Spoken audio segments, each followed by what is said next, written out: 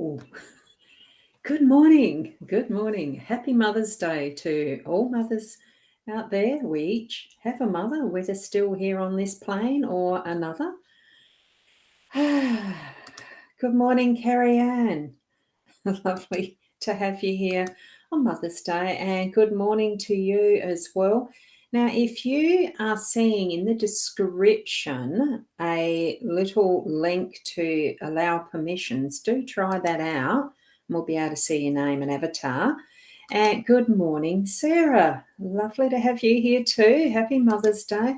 Yes, I slept in because I had an all-nighter from midnight to 6 o'clock for a workshop. Sprung on me on Friday. I had to make the decision very quickly whether I would do this 2-day workshop or not. Yes, over Mother's Day weekend. How would you? Yeah, but anyway. So, and there's another one tomorrow morning. Well, yes, there is from 6 o'clock, from midnight to whatever. I'll catch what sleep I can in between, as well as having visitors today. So I'm not going to hold you up for too long. It's a beautiful day outside, and we've got some wonderful cards here. So I'm going to ask you to connect in with your guiding spirits, your angels, your intuition, whatever you use to get your messaging for that is, your gut feeling. Here we go. Here's the cards. Now, I forgot to bring my Apple pencil in again, so I'll use this nice little letter opener. We've got the Fairy Tale Lenormand deck again. Now, I'm not sure if I've shown that close up to you this time. Let's have a look there. It's this deck, and it's in the tin. I know I've tapped it to make it echo because it is a tin. Artwork by Lisa Hunt, and it's not focusing properly because that's what it does when it's very fancy. Fonts and stuff there too. And for the owl card, we've got focus on the good. A very simple message from the owls today. Absolutely delightful, of course. And I shall go over to the Zoom for what is the cards. Whoops, except I missed the button. Here we go. So there is the 4 cards that we're using from the Fairy Tale deck today. We've got the birds, the scythe, the letter, and the tower. Now, what I actually felt as I was putting these cards down in this pattern was the directions of the compass. We've had the compass previously this week in one of the places, and I was almost just going to put the 3 cards in. No, need 4, but don't need the 5. So it is the north, south, east, west directions, and it's almost feeling for me like a medicine wheel. So as far as the birds go with the communication, we are needing to really listen to that is obvious and that's almost ethereal. This bird here that's in flight is as if it's transparent, as if it is spirit, as if it is something otherworldly. So I'm feeling that with all of these little, because you can see so many different birds hidden in the artistry of this one. It's a beautiful card. And we've got that is seen and unseen. We're needing to really take note, listening as well as speaking for this level of communication. So that in whichever direction you want to call that, it's one of the directions. We are encompassing all of them as we do with a compass. And I'm moving from the left up and over and around to the right. Not really any specific direction as such.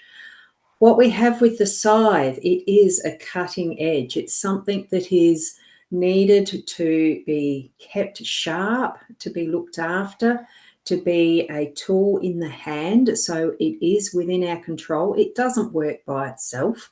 It's not automated. We are in control of this that is going to cut out the weeds to harvest what we've sown.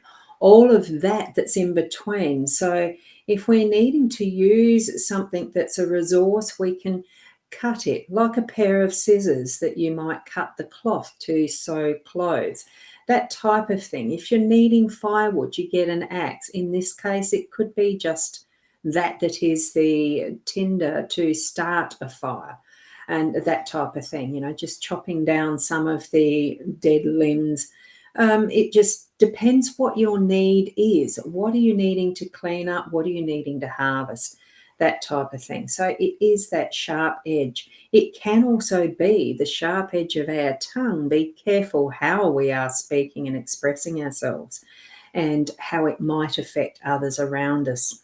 We don't want to hurt people, hurt their feelings. We don't want to hurt ourselves. Have an awareness of that. As we move around to the letter in this case, what we've got, it's a different depiction here. It's a letter in a basket. It almost gives me the feeling of, and I think it probably is referring to that story. Remember, this is the fairy tale deck of Little Red Riding Hood and the wolf at Grandma's.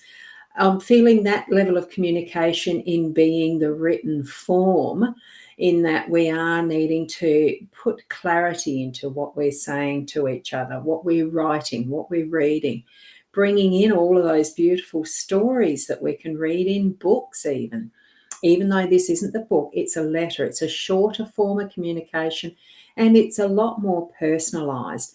And most especially since it's Mother's Day today, it could be those beautiful cards that we give and receive, those loving sentiments, that we're, cutting through the bullshit to really bring those messages to each other in loving ways, is what I'm feeling with this letter today.